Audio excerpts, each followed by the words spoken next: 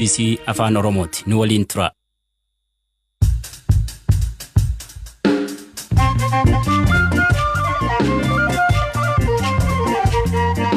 Yooyaa ammalee yooyaa dhaggeeffattoota raadiyoo BBC Afaan Oromoo sagantaan keenya Nairobi keenya irra dhufu jalqaba. Qophii kamisaa keessatti obbo Baqqalaa Faayyaalii argachuuf maaltu gufuu ta'e? Abbaan alangaa ajaja manni murtii olaanaa kenne kanarratti mana murtii waliigalaa federaalaatti ol iyyate manni murtii waliigalaa federaalaa borutti nu beellamee jira. Falmiif akka dhiyaannu ol iyyannoon abbaa alangaa dhiyeesse kanarratti jechaadha. Paartiin badhaadhinaa filannoof namoota ciccimoo qopheessuu hima. Adeemtoota ciccimoo uummata keessatti dandeettiidhaan beekumsaa fi amalaanis baay'ee fudhatama qabanuu fi hawaasa keessatti kabaja qabanuu filannoo kanaaf dhiyeessuudhaan dorgomaa cimaa ta'e dhiyaachuudhaan. Isayas afewarqiin TPLF mootummaa Itoophiyaa fi Eertiraa gargalchuu yaaltee jedha. Oduu biraalee qabadee dhiyaadhaa an asli galgalooti nu dhiyaadhaa.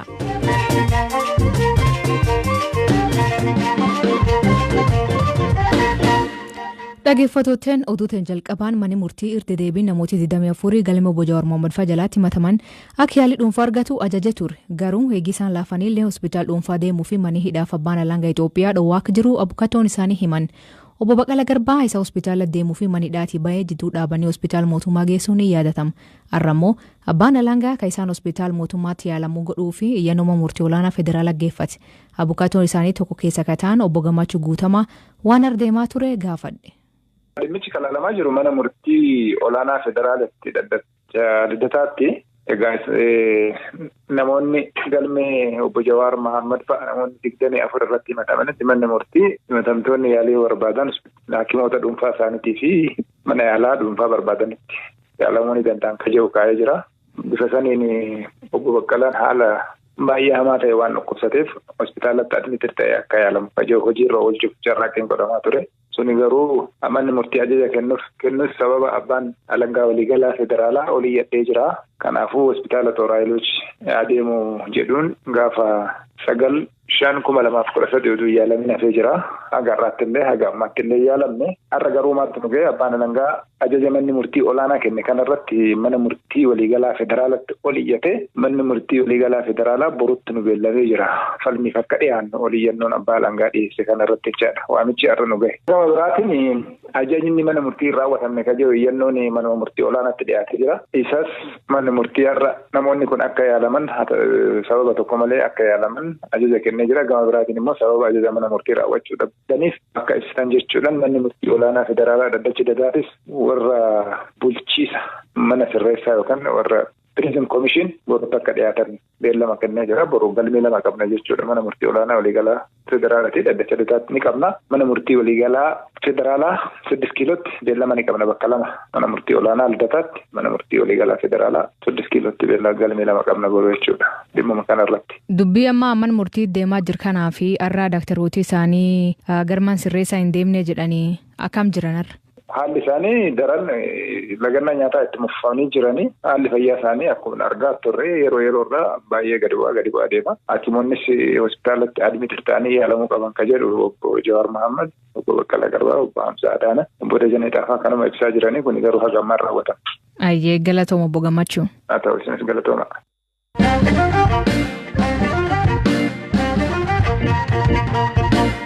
Pireezidaantiin Eertiraa Isayas Afewarqiin TPLF mootummaa Itoophiyaaf Asmaara gargalchuuf sadaasa waggaa dabree waraan jalqabdee jedhe. Isayas kaayigii waraanii kun jalqab jechi tokko afaan hin baay'in kalee galgal miidiyaa mootummaa irratti yaaddoo haala Itoophiyaan kee jirtitti fidi dubbata. Loltoonni Eertiraa lol Tigraay deemaa jiru keessatti hirmaachuuf dhiisuu wanti ni dubbatu hin jiru. Garuu humni waraanaa agumni hin eeyyameetti dhimmi Itoophiyaa keessatti gahee hin baachaa jirraa jedha. Zalaalam Taadessaa gabaas qaba. Pireezidaantichi roobii galgala televezyiinii fi raadiyoo biyyattii irratti dhiyaachuun waan jedhan biyyoota naannicha keessa jiran kaan irra caalaa ganna 80f rakkoo keessa dabarsine. Kanaafuu nagaa fi tasgabbiin Itoophiyaa keessaa kaan caalaa nu yaaddessa jedhan. Gahee Eertiraan dhimma siyaasa Itoophiyaa keessatti qabdu irratti wayita ibsa kennanis haga humni keenya eeyyameen dhimma Itoophiyaa keessatti gahee keenya baachaa jirraa jedhan pireezidaanti Isayas Afewarqi. Haala lola naannoo Tigraay keessa eeruunis akkas jedhani. ዝግበር ዝነበረ ወታደራዊ ምድላዋት አይንካታተሎን ነርና ኢንፈልጦን ነርና ማለት አይኮነን qophii waraanaa godhamaa ture hin beeknu hin hordofne jechuu miti. Mootummaan federaalaa hordofaa hin turre jechuunis hin danda'amu. Nuyis muuxannoo darbeerraa ka'uun ta'uun tasgabboofnee haalicha haa hordofnu malee ariifachuu hin qabnu jennee dubbataa turre. Kanarraa ka'uun hariiroo keenya cimsa jechuun Zaalambassaa fi Oom Haajaritti daangaa keenya banne. Kana cinaatti garuu qophii waraanaa hariiroo keenya gufachiisutu taasifama ture. Pireezidaant Isaayaas Afewarqii waggaa lamaan dura Itoophiyaa waliin nageenya buusuuf adeemsarra yeroo turame sirna daangaa biyyoota lameenii banuu irratti akka argamaniif gaafatamanii ture. Yeroo sana eeyyamamoo osoo hin tahin turuun sa'a xumuraa irratti dhaquuf akka murteessan dubbatan. Sirnicha irrattis yeroo sana pireezidaantii naannoo Tigraay kan turan Dr. Dabratsiyoon Gabra Mikaa'el argachuun ergaa gabaabaa dabarsuuf akka deeman himan.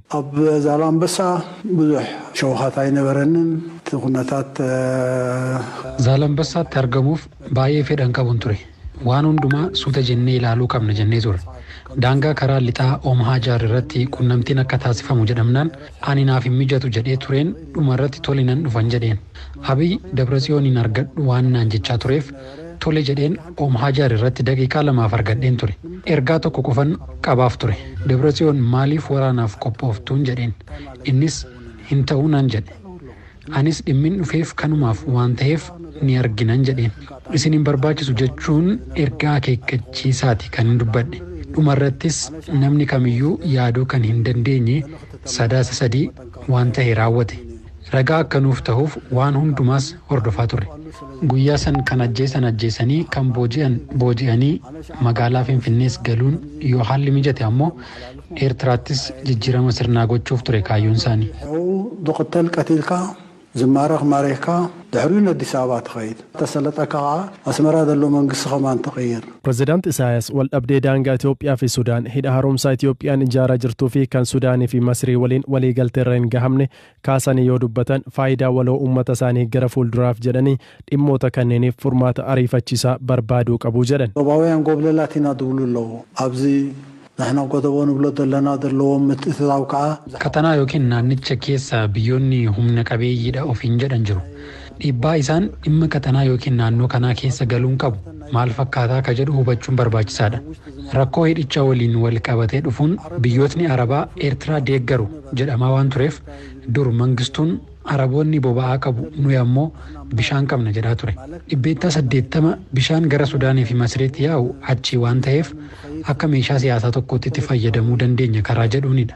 Bara 1993 booda dhimma kana kan kakaasan eenyufaati yoo jedhame katanaa kana keessatti gahee Masrii tuffachuu qabna humnoota gurguddoo jedhanii ka'anidha. Piroojeektiin hidha Naayil dhiibbaa biyyoota alaanidha kan socho'uu jalqabe. Sababa kanaan dhimmicha furuu sadarkaa hin danda'amne irra gaheera. Kanaaf dhimmoota teeknikaa bishaanichaa haala akkamiin fayyadamuu dandeenya jedhu irratti mari'achuu qabu. Pireezidaant Isaayaas gabaasota loltootni Eertiraa naannoo Tigraay jiru jedhu ilaalchisee deebii kennu jedhamanii eegamanis osoo hin dubbatiin hafaniiru. Loltootni Eertiraa naannoo Tigraayitti lola uumameen booda bakka adda addaatti bobba'uun saamichaa fi sarbama mirga namummaa keessatti hirmaataniiru himannaan jedhu jiraatus mootummaan Eertiraa haaluunsaa ni yaadatama.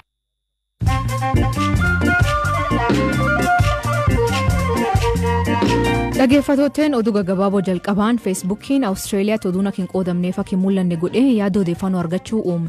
Lammiileen Awustreeliyaa ganam kan kaanan oduu addunyaaf biyyi keessaan feesbuuk irraa argachuu dadhaban. Mootummaan Awustreeliyaa kun amanummaa feesbuukii gaafii kee galchaa jedha. Qorattoonni US yakkamtoota 6 tagaana jiraatanii seera laandoola miliyoon 50 lammiilee Ameerikaa irraa hatan qabe. Warri kun sobaaf jaarrolee namootaaf daldalaa dubartoota irraa maallaqa hataa turan. Hoogganaan olaanaan waraana Ugaandaa Dr. General David Mohozin loltooti biyyaa gaazexeessitoota dhaanuu fi dhiifam gaafate. Loltooti tun waajjira mirga namoomaa kayyuunii duraatti gaazexeessitoota jadhaantee madeessiti. Amma General David loltoonni 7 hidhamtee jirti jedhu. Ministeerri ittisa biyya Nigeeriyaa daafanummaa dhiisaa namni sana dhufee ofirra dhowwaa jedhee lammiilee isaanii dabarse. Jechi kun eegi dhiirtii hidhannoo qabdu olla tokko duudee daa'im tokko jeeftee ijoollee 27 buutti.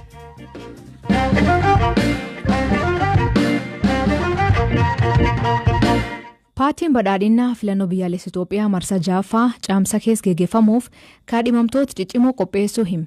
Dubbii himaan paartichaa Dr. Biqilaa Urrisaa gaafiif deebii BBC waliin taasisan irratti paartiin isaanii gam tokkoon filannoo irraa qophaa'aa jirti. Akka mootummaatiin ammoo hojii nageenya mirkaneessuu hojjetaa jedhe. Haal nageen biyya keessaaf filannoo akkasumas dimookiraasii irratti Zalaalem Taadessaa waliin turtii taasise. Badhaadhinaa filannoo fuuldura keenya jiru bifa lamaan laalaa bifa tokkoon akka paartii biyya bulchaa jirutti sirni demokraatii biyya kana keessatti cehee biyya cimaa demokraatawaa ta'ee fi dhalootaaf darbuu danda'u hundeessuu keessatti gaafatamummaa addaa qaba. Kanaaf filannoon kun haqa qabeessa demokraatawaa fi bilisa ta'ee akka xumuramu haala mijeessaa turee jira. Bifa lammaffaatiin immoo akkuma paartii kaanuu filannoo dhufu kana keessatti yaada qabu, sagantaa qabuu fi manifestoo qabuu maxxaneessee paartilee kaanii wajjin dorgomuudhaan yoo sagalee caalmaa argate mootummaa hundeessuun waan barbaaduuf kana keessatti hojii dhimmaa hojjechaa jira. Kanaafuu paartiin badhaadhinaa yeroo ammaa kana kaadhimamtoota ciccimoo uummata keessatti dandeettiidhaan beekumsaa fi amalaanis baay'ee fudhatama qabanuu fi hawaasa keessatti kabaja qabanuu filannoo kanaaf dhiyeessuudhaan dorgomaa cimaa ta'ee dhiyaachuudhaaf hojii hojjechaa jira jechaadha. Haalli siyaasaa, haalli nageenya biyyi keessa jirtu filannoo kana gaggeessuudhaaf mijataa miti, tasgabbiin iddoo hundatti guutuu miti jedhanii paartileen mormitoo kaasan ni jiru. Filannoo kana gaggeessuudhaatiif haalli nageenya amma biyyirra jiru, tasgabbiin jiru gahaadha jettanii amantu akka paartii badhaadhinaatti? Jijjiirama keessa waan jiruuf yeroo tokkotti nageenyi fi tasgabbiin argamsiisuuf akka hundatti haala wal fakkaataa ta'een amansiisaa fi guutuu ta'ee argamuu dhiisuu danda'a. Bakka adda addaatti rakkoon nageenyaa kan mul'atu jira. Akkasumas immoo yeroo tokkotti immoo wanti kun hundi halkan tokkotti xumurama jedhamee hin eegamu. Biyya nagaa kan taasisu tokko sirna demokraatii shaakaluutu. Sirna demokraatii kan itti shaakalu immoo tokko sirna filannooti. Kanaafuu filannoo kana rakkoodhuma inni qabu wajjin rakkoota hamma danda'ame hiikuudhaaf yaalii taasisaa filannoon fuuldura keenya jiru akka gaggeeffamu taasisuun kanarratti walii galuun qaamni hundimmoo akka kanaaf tumsu taasisuun baay'ee murteessaadha. Haalli nageenyaa isaanii baay'ee yaaddessaa ta'e immoo filannoo gaggeessuudhaaf xiqqootu bubbulamee ilaalame bakka jirutti immoo mootummaan filannoo dubbisee yeroo haalli nageenyaa isaanii amansiisaa fi filannoo gaggeessuudhaaf mijataa ta'etti akka gaggeessu taasisaa. Bakka immoo riilaatiivii haalli nageenyaa isaanii gaarii ta'etti immoo uummanni mirga nama barbaade filachuusaa mirga dimokiraatiidhaa akka shaakalu carraa kennuun barbaachisaa waan ta'eef aadaan sun akka lafa qabatu taasisamu deemuun baay'ee murteessaa waan ta'eef. Filannoo kana dimokiraataa gochuuf kutannoon akka hojjettan naaf kaastanii jirtu.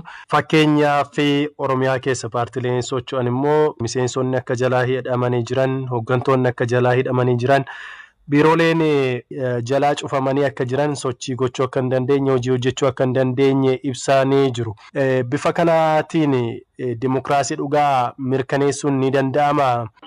Sirna dimokiraasii sirriitti shaakallee rakkooleen adda addaa nu mudachuu danda'u kan jedhu kaasuun barbaachisaadha. Rakkoon kun paartii biyya bulchurraa ta'uu danda'a, paartii morkattootarraa ta'uu danda'a. Tokko rakkoon guddaa fi aadaa ta'uu kan dadhabe sirna haqaa fi sirna filannoo yookiin siyaasa gargar baasanii ilaaluu dadhabuun baay'ee ni mul'ata. Bakka tokko tokkotti namoonni yakka goggogaa keessatti hirmaachuu isaanii shakkamanii kan hidhaman yoo jiraatan, kanaaf sirni haqaa keenya addatti ilaalee akka haqa mirkaneessu taasisuun baay'ee murteessaadha. Akkasumas immoo rakkoo godatti nama mudatuun yookiin immoo hooggansi keenya bakka adda addaa jiru dhimma qeensa dimokiraatii kana sirriitti hubachuu dadhabuudhaan, garaa bal'achuu dadhabuudhaan, waan xiqqoodhaanis waan guddaadhaan kan nama hidhe yoo jiraate gadi bu'anii ilaalanii kuni biyya qeensa keessa jirtu, biyya dimokiraatii ganaa shaakalaa jirtu waan taateef wanti xiqqaa garaa bal'atanii dabarsuun barbaachisaadha jedhanii hubannoo kana dhabuurraanis kan uumamu ta'uu danda'a. Siyaasa wal aarsuu, siyaasa dhiiga dhangalaasuu, siyaasa karaa nagaan taane wal makanii deemu waan jiruu fi biyya kana keessatti waan baay'eedha kan qormaata ta'ee jiru. Namni yoo shakkamee hidhame yaada siyaasaa kana waan tarkaanfachiisee kan hidhame. Kanaaf filannoo irraa na hambisuuf na hidhani. Hundee yoo ta'e biyyi kun yoomuu cimuu hin dandeessu. Sirni haqaa keenya mataa isaa duubatti hafaan. Bakka waajjiraaleen keenya cufamanii jedhamanii paartileen morkattootaa himatan tokko tokko keessatti dubbiin kun gadi fageenyaan qulqullaa'ee kan seeraan ala waajjirri cufame yoo jiraate akka banamu. Namoonni achi jiran guutuu isaanii yakka raawwatanii yakka sanaa wajjin wal qabate yoo jiraate immoo madaalli isaatiin akka ilaalamu. Koreen waliinii, manni maree waliinii paartilee morkattootaa fi paartilee biyya bulchuu waliin dhaabbatee hiikaa akka deemu kallattiin kaa'amee jira. Dhaggeeffatooteen sagantaan keenya galgal kanaa ganumaa nu eeggatanii dhaggeeffachuu keessaniif ulfaadha isaniin jedha. Mammaansi galgal kanaa kaagabbaa abdataan ageessummaan qataa jedha. Hiikan isa isan biraatti maanii kooment keessa nu beeksisa. Sagantaa kana qophees Zilaalem Taadessaa gam teknikaatiin Deevis Masaaru keessaniif dhiyeessan Aslii Galgalooti. Nagaa waaqa kee bulaa, oraa bulaa deebanaa, hangafamaadhaan bulaa.